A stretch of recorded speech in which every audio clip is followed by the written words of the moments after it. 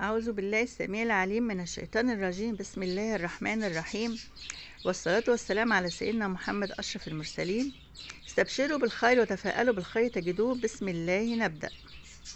حبايبي متابعيني الجمال، وزي ما عودتكم إني بجيب لكم المسعف السريع للعلاج، وده بيبقى عن تجربة شخصية وبناء على معرفتي ليها من البحث ومتابعة بعض أطباء التغذية العلاجية الأفاضل.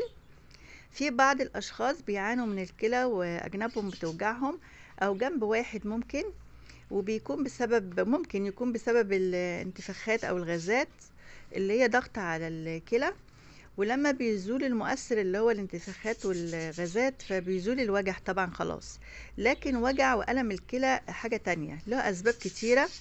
وطبعا مع الطقس البارد اللي احنا فيه وأعراض البرد والسعال، طبعا احنا حبايبي بناكل سفندي يوسفي وبرتقال وطبعا ده يعني موالح. البرتقال واليوسفي موالح، وبيأثر طبعا على الكلى بطريقة سلبية. يعني ايه يا حنين؟ ما ناكلش يوسفي وبرتقال؟ لا، كله يا حبايبي لكن باعتدال. لو زاد يؤثر على الكلى طبعا بطريقة سلبية. تقومي بقى بسرعة وتعملي معايا الوصفة السريعة اللي هي بتعمل على ترميم الكلى والمرارة، وبتعالج المرارة، وكمان تزيل يعني حصوات الكلى والمرارة. فيعني هو طبعا احنا بنتكلم عن وجع الجنب والكلى النهاردة، الى جانب ان المشروب المسعف السريع ده بيعالج البرد والكحة والحلق والبلغم.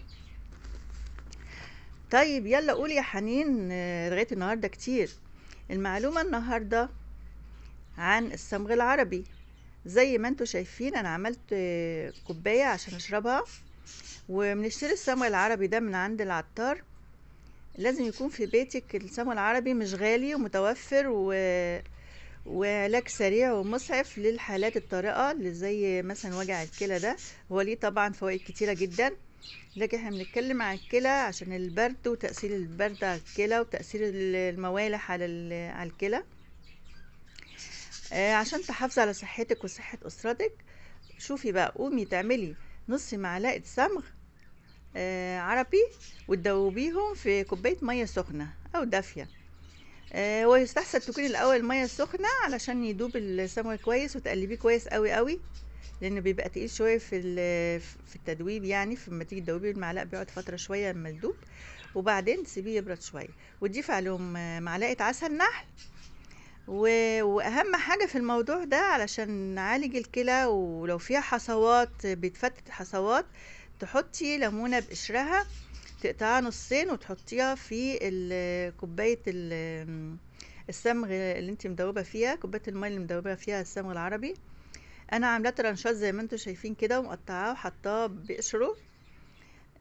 طبعا زي ما انتوا شايفين المشروب اللي انا عاملاه ده كان سخن، يعني كان ساخن الاول. دوبت فيه الصمغ العربي ومعلقه عسل النحل، وحطيت فيه لما برد شويه انا حطيت فيه الليمون بقشره زي ما انتوا شايفين ده. وده المشروب الفضي الفعال المسعف السريع. وادعوا لي وراقبوا التحسن، والسلام عليكم ورحمه الله وبركاته. باي.